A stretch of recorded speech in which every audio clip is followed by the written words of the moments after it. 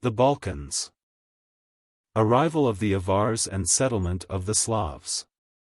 A sophisticated art of diplomacy permitted the Eastern emperors to risk defending their Balkan provinces with frontier forces and fortifications alone using elite units elsewhere.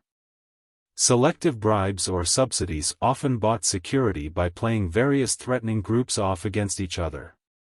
The game worked well through the first half of the 6th century, when Justinian neutralized the Germanic Lombard and Gepid threat to the Balkans, permitting him use of the peninsula's professional forces in the west.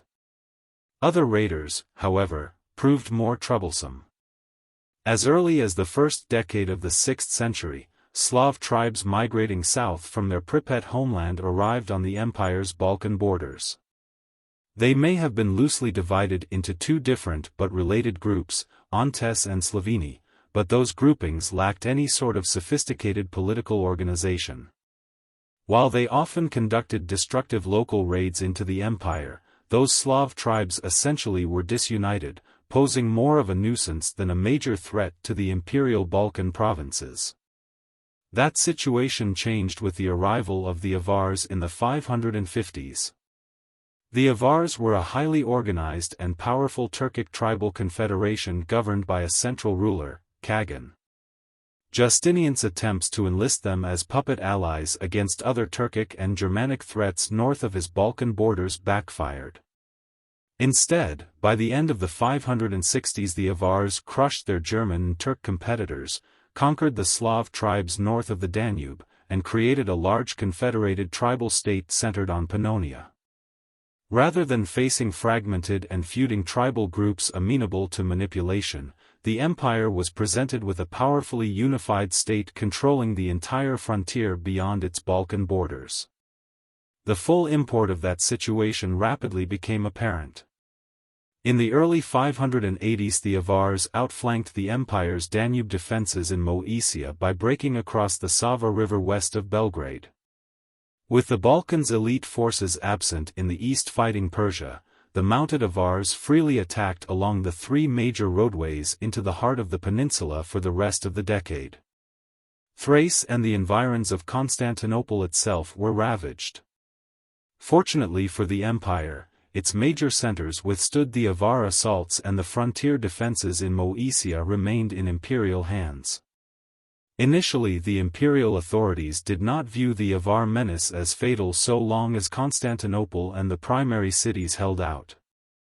In terms of imperial prestige, however, the Avar depredations were an embarrassment for a state considering itself the divinely ordained world order. Particularly galling was the fact that large numbers of the formerly disorganized and primitive Slavs pushed south into the peninsula, either in flight from the Avars or as their infantry allies. The Slavs' disunity and lack of state structure made them difficult for the empire to deal with in the traditional manner. They had no important or sufficiently powerful tribal leaders who could be bribed or subsidized with any assurance of effectiveness. Nor could any binding treaties be signed with them for the same reason. Their primitiveness actually permitted them to exist in harsh environments that more sophisticated populations avoided, and it became apparent that the Slavs were seeking new territories to settle as much as simple plunder. The Slavs were not viewed by the imperial authorities as particularly dangerous militarily, but the lack of military forces to root them out of their Balkan footholds was distressing. In 591 Emperor Maurice, 582–602, concluded a peace with the Persians that freed him to send elite forces back to the Balkan peninsula. Avar and Slav inroads were stopped and imperial authority was restored over most of the Balkan provinces by 602. Maurice's success, however, was short-lived. He was overthrown and killed by his own mutinous troops, sparking a Persian invasion of the empire's West Asian provinces to take advantage of the situation. The subsequent war dragged on for some 25 years, draining the Balkans of its elite forces. With their departure, the empire lost its former advantage over the Avars and Slavs in the peninsula. The Avars collected themselves, reasserted their control over the neighboring Slavs, and renewed their incursions. Only a huge tribute payment in 623 made by Emperor Heraclius, 610–41, persuaded them to cease plundering the environs of Constantinople. It did nothing to guarantee against future depredations.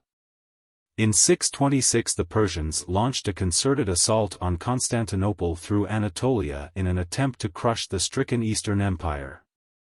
They were joined in the attack by the Khagans' massed Avar and Slav forces, who threatened the capital from the European side. Avar assaults on the city's powerful land walls were smashed by the defenders, and attempts to ferry Persian troops across the Bosphorus in small Slav boats were defeated by the imperial navy using Greek fire. Immediately thereafter, Avar operations disintegrated, and the horde scattered northward in confusion, compelling the Persians to retreat. Within 6 years the tables were turned. The crushing defeat that the Persians had hoped to inflict on the empire was, instead, dealt them by Heraclius.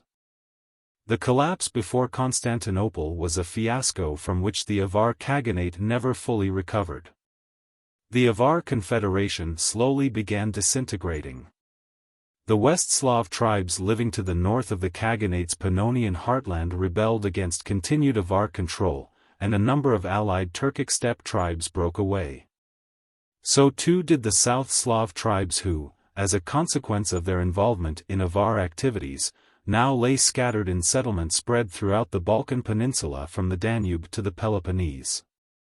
Probably about the time of the Avar defeat before Constantinople, two related but different tribes of Iranian, or, perhaps, mixed Iranian-Slav, ethnicity threw off Avar authority and pushed across the Danube into the northwestern and north-central territories of the Balkans, the Croats and the Serbs.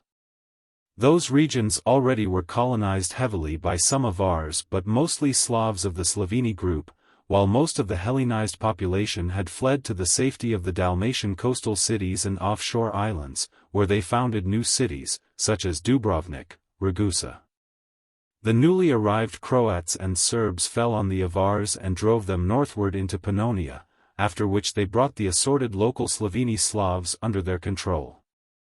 Tradition credits Emperor Heraclius with encouraging and blessing the achievements of the Croats and Serbs and with rewarding them with legal rights to the lands that they occupied.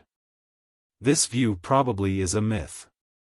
It is unlikely that imperial policy played any direct role in the events. The Croats and Serbs established two loosely structured tribal confederations comprised of the already settled Slavs. Both peoples swiftly lost their Iranian ethnic characteristics as they underwent assimilation into the Slavic culture of their more numerous subjects. With Persia decisively defeated and the Avars in decline, the East Roman Empire should have had little trouble in assimilating the primitive Ontes Slavs, who had settled in the eastern and southern Balkans, into its highly developed Hellenic culture. Unforeseen circumstances in the east, however, stifled the opportunity. In 636 the imperial forces in Syria, exhausted by the long, victorious war with Persia and largely unsupported by the heretical Monophysite population of the provinces, suffered a stunning defeat at the hands of Muslim Arab tribal armies from out of the Arabian Peninsula. The Arab forces swept rapidly through Syria, Palestine, and Egypt, where the disaffected populations often hailed them as liberators and converted to the new Islamic faith in droves. Heraclius could do nothing to stem these disastrous events. He had exhausted the empire's military resources in defeating Persia and, with no time to recoup, had nothing left to use against the Arab onslaught. All that he managed was a reform of the empire's military. The Constantinian frontier mobile elite formations were disbanded and then reconstituted as combined professional territorial units of approximately 10,000 men each, themes, whose strength was maintained by recruitment among the inhabitants of districts in which they were stationed. In later years the territory supporting themes evolved into a new provincial administrative system, in which civil and military authority was combined and land tenure was dependent on service in the ranks. Heraclius's stopgap military reform, assisted by the ramparts of the Taurus Mountains in Anatolia's southeast, prevented the Arabs from conquering Anatolia, the last remaining region wholly under imperial control, and dealing the empire a fatal blow. The calamity inflicted by the Arabs, however, nearly proved mortal. Syria, Palestine, and Egypt were lost permanently, and with them went huge tax revenues, lucrative trade centers, vast food supplies, and large reservoirs of human resources. Catastrophic economic consequences were immediate. The imperial treasury dried up, commerce collapsed, and urban life, which depended on the monetary supply and trade, contracted. The Balkan provinces, reeling from recent Avar depredations and Slav settlement, were particularly hard hit. A number of interior urban centers in the peninsula already were depopulated. Others found themselves surrounded by Slav settlements and cut off from local or long-distance trade, in which case they either withered and died or shrunk into villages. Once the impact of the Islamic Eastern conquests was felt from the 640s on, urban contraction accelerated. Although recent scholarship suggests that the collapse of urban life in the Balkans during the 7th century was not as extensive as previously believed, there is no doubt that the total number of cities declined. Because imperial administration and traditional Hellenic culture were tied closely to an urban environment, the primary foundations for Hellenizing the large number of Slavs colonized throughout the peninsula were crippled to the point of ineffectiveness.